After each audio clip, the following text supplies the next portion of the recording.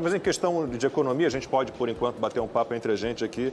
Eu tenho falado sempre isso, aquela história a economia a gente vê depois, ou depois chegou. A gente teve uma quebra da cadeia de produção, a gente tem pouquíssimos produtos disponíveis, né, no mercado, tem várias indústrias com dificuldades de matéria-prima, de componentes e, obviamente, tem uma demanda aí reprimida, as pessoas ficaram trancadas em casa há muito tempo e não tem produto, tem demanda, é inevitável que a gente tenha, neste momento, a economia está aí, ó, chegou, né, Silvio?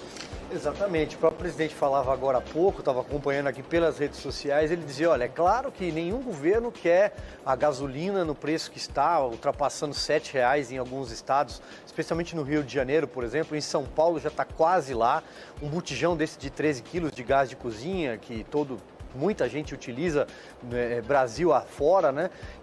Acima de R$ 100, o dólar. Ele fala, não, a gente queria um patamar em 4,20, 4,30, mas são os efeitos de um trancamento tão severo e tão longo, tão duradouro. Quantas vezes, né, Lacombe, nós aqui nesse programa não criticamos essas medidas restritivas, não só pelo aspecto da restrição à liberdade individual de ir e vir, né, de escolher, por exemplo, que tipo de produto você quer consumir. No Rio Grande do Sul havia ali até determinados produtos que não eram necessários. Gôndolas, né? fechadas. Gôndolas fechadas. Uma hora a conta chega, e a conta chegou. Essa é a conta de quem defendeu o lockdown, defendeu o fique em casa, a economia a gente vê depois, né? É a conta do mundo inteiro, né? O mundo inteiro. Sim, mas tentam dar a impressão de que o problema é do Brasil e é provocado pelo Bolsonaro. A gente tem Estados Unidos com inflação alta, a Europa com inflação alta, e ninguém pode defender aqui, Constantino, controle de preço. A Petrobras vai lá, não, vamos segurar o preço. Agora parece que a Amanda lembrou agora que o fenômeno é mundial, porque quando falou da inflação, eu fiquei com a impressão de que estava responsabilizando o presidente. E justamente, além dessas medidas, né, que foram restritivas e adotadas por governadores e, de fato, em muitos lugares foram reações sem precedentes numa pandemia, o que foi muito criticado por muita gente, né? Isso agravou, só para ilustrar o quadro, né?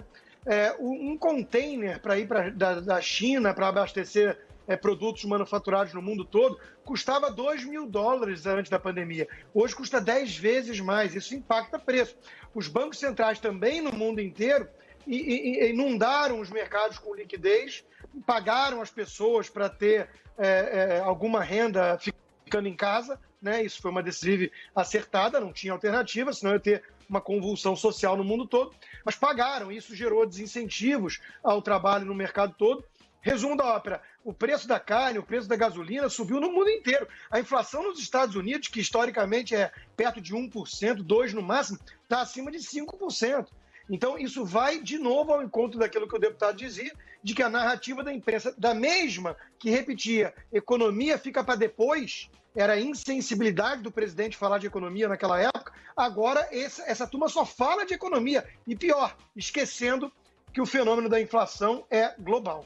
Não é verdade, Constantino. A gente tem um problema de inflação que é de fato um fenômeno mundial. Primeiro a gente viu um boom das commodities, a quebra das cadeias produtivas, obviamente só alastrou pelo mundo, teve impacto nos Estados Unidos, teve impacto igualmente no Brasil, mas a gente tem alguns fatos que são jabuticabas tupiniquins. Por exemplo, o risco de crise fiscal, toda essa estridência, esse barulho, esse alarido na política, isso agrava o risco fiscal. A curva de juros, você conhece, você sabe disso melhor do que eu, né? Bombando lá em cima, nas alturas, o real. Por que o real foi a moeda que mais se desvalorizou entre os países emergentes, muito mais do que dos nossos vizinhos? Então, isso tem um componente também que é doméstico, que é um componente interno. Um componente doméstico, sim, Amanda, isso agrava, isso agrava a inflação, isso bate na inflação dólar. Isso. Exato. O precatório, desde 2002, vinha sendo arrastado na justiça. Decidiram, por acaso, esse ano, mais 50 bilhões de gasto. Óbvio que isso é uma crise que tem que ser resolvida. Mas, de novo, caiu um meteoro. Hoje a nossa internet hoje está... Constantino, a nossa internet hoje está complicada. Você está aí... Você está meio descontrolado, para usar uma expressão lá da CPI. Agora acho que você acalmou. Vamos ver se você consegue concluir teu raciocínio aí. Não, eu dizia, para concluir, Lacombe, eu dizia que isso também é um fenômeno exógeno ao governo, quer dizer, os precatórios foram decididos e caiu um meteoro e tem um dilema para resolver. E do lado da tensão política, que a Amanda está certa, isso gera apreensão nos mercados, mas aí depende muito do prisma, né? Tem muita gente, como o próprio deputado vinha dizendo, que identifica como origem do problema uma certa postura de arbítrio vinda do Supremo, um clima meio golpista vindo justamente do establishment com um conluio de boa parte da imprensa militante. Isso está gerando tensão política, né? O presidente reage. Mas se ele não reagir, aí talvez já tivesse mais gente presa ainda, né? Se não tivesse milhões ido à rua no dia 7 de setembro, que a imprensa diz que foram 100 mil pessoas na Paulista, e a gente tem que rir e achar graça e fingir que acredita, né? Imagina como é que estaria a situação. Então, de onde vem o problema? Tem que ter alguma clareza para identificar a origem. Sinal com o deputado Eduardo Bolsonaro já restabelecido. Deputado, vamos lá, entre na conversa aí. Questão econômica. Culpa do Bolsonaro também. Olha, essa internet aqui, sei não, isso não é culpa do Bolsonaro, pode ser o pessoal da esquerda tentando entrar aqui no Wi-Fi de casa também. Mas como eu ia dizendo, Lacombe, a gente não pode ser seduzido por medidas populistas, medidas fáceis, que certamente, no primeiro momento, ganhariam o aplauso da população, principalmente o que mais sofre, né, com a inflação, que são os mais humildes, e fazer igual a Argentina. A Argentina, o que ela fez? Ela proibiu a exportação de carne até dezembro. Num primeiro momento, as pessoas vão adorar essa medida. Por quê? Porque com mais oferta de carne na Argentina, a tendência é que o preço diminua. Mas num segundo momento, os fazendeiros, aqueles produtores de carne, vão perceber que esse preço não convém, não cobre os seus custos de produção. E aí eles vão passar a fazer outras coisas. É por isso que nas ditaduras socialistas, por exemplo, na Venezuela e em Cuba, a primeira coisa a faltar é o quê? É sabonete, é papel higiênico, porque são itens básicos, são itens que os ditadores adoram fazer média com a população, adoram controlar o preço. Para quê? Para cair nas graças do povo. Mas, no segundo momento, ocorre... De novo, e frisa sempre numa situação estranha, né? Coitado do deputado, ainda bem que a gente não está com essa imagem no ar, porque ele ficou com uma cara meio feia no ar. Silvio, quer entrar na conversa? Vamos lá.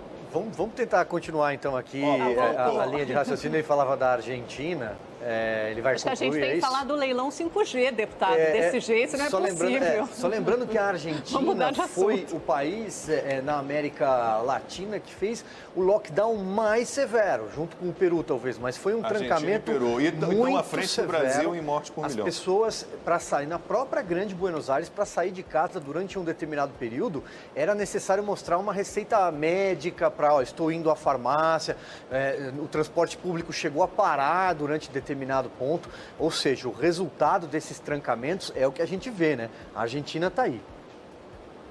Exatamente, Silvio. E além disso, tem a questão dos campos de Formosa, pessoas que eram obrigadas a se quarentenar, um negócio assim que deu inveja aí em países ditatoriais da Ásia.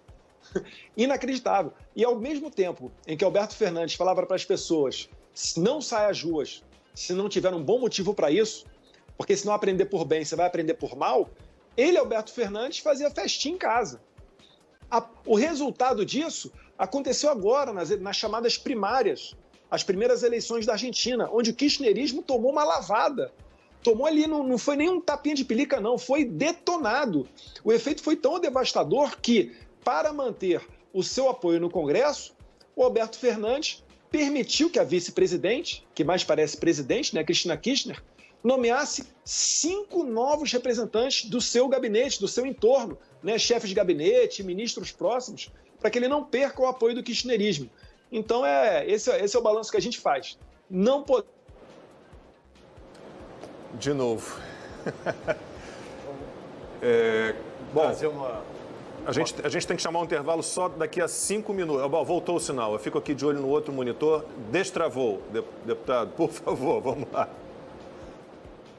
Então, só dizer que a gente não deve seguir o exemplo da Argentina, porque num primeiro momento, toda medida socialista é boa, mas no segundo momento vem a fome e o desabastecimento. E na nossa fila aqui, com essa confusão toda de sinal de internet, eu Constantino você, agora, Posso Silvio? trazer um tema aqui também, já que a gente está falando de um debate sobre liberdades, e eu sei que o deputado também tem comentado sobre, que é a questão do passaporte sanitário. O senhor, por exemplo, foi ao exterior agora, recentemente, né, deputado? E o que a gente vê? A gente vê pessoas vacinadas que não só transmitem, como pegam a Covid, né? Temos aí clássico exemplo ocorrido em Nova York, não se sabe se foi antes ou depois que pegou, mas enfim, para ficar aí no exemplo do senhor, do ministro Queiroga e por aí vai.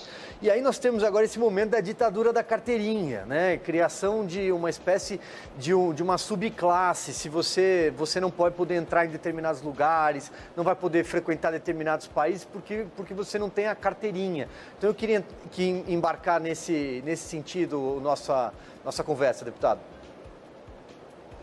Total razão, né, Silvio? Eu não me arrependo de ter tomado a vacina, mas eu acho um total contrassenso você querer obrigar que as pessoas injetem em seus corpos alguma coisa. Quanto mais alguma coisa em estágio experimental. Todos nós estamos assistindo que os estudos sobre a eficácia da vacina e os seus efeitos colaterais, eles estão acontecendo neste momento. E esse argumento torna ainda mais absurdo você exigir que as pessoas se vacinem. E o mais curioso é exigir a vacinação, abre aspas, né, segundo os defensores dessa medida. De novo, uma variação no sinal. Esse passaporte sanitário, eu tenho dito, ele é duplamente absurdo. Ele seria absurdo de qualquer maneira, mesmo que nós tivéssemos vacinas que garantissem ali 100% de eficácia. Não sendo, né, essas vacinas 100% eficazes, ele se torna mais absurdo ainda. O deputado Eduardo Bolsonaro, o sinal está restabelecido, ele, como foi vacinado, ele poderia sair de casa agora e entrar em qualquer lugar que exija um passaporte sanitário, mas ele está com Covid. Mas ele foi vacinado. É mais ou menos isso, deputado. É duplamente absurda a história. Exatamente. E as vacinas, a eficácia e os efeitos colaterais, os estudos estão acontecendo agora, nesse momento. Então, isso daí só reforça o nosso argumento. Como bem disse, né, Lacombe, se fossem vacinas ainda que consagradas, eu acho que o Estado não tem o direito de obrigar as pessoas a injetarem em seus corpos qualquer coisa que seja. E a reação, ela já está ocorrendo pelo mundo inteiro. Itália, França, Alemanha, Austrália, Estados Unidos. Os protestos estão aí para quem quiser ver. Por mais que alguns setores da imprensa queiram abafar, todo mundo está vendo a revolta popular, tal qual ocorreu em 1904 no Rio de Janeiro durante a revolta da vacina, naquele tempo por causa de varíola. E a vacinação em 1904 no Rio de Janeiro, ela só se tornou eficaz quando ela passou a ser voluntária. Quando as pessoas, principalmente dos cortiços cariocas, puderam se vacinar quando bem quisessem. Então, se alguém é a favor da vacinação, você tem que justamente ser aquele que mais trabalhe pela liberdade de se vacinar quem quiser. Quanto mais obrigatório, mais resistência vai atrair. Agora, um recado para você. A gente volta daqui a pouquinho com a parte final da conversa.